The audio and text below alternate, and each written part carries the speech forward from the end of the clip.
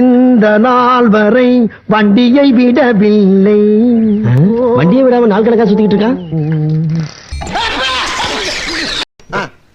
இப்ப விடுறா பாப்போம்.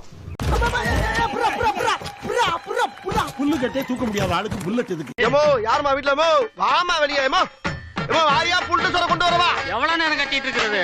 என்ன பரமசா எப்படி இருக்க?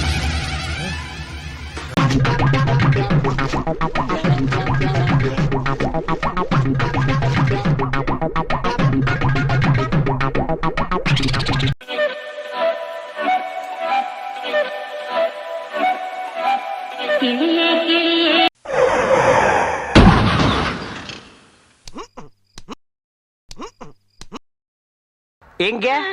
டேய் நான் பரவாயில்லடா, நீ ரொம்ப அசிங்கமா இருக்கிறடா.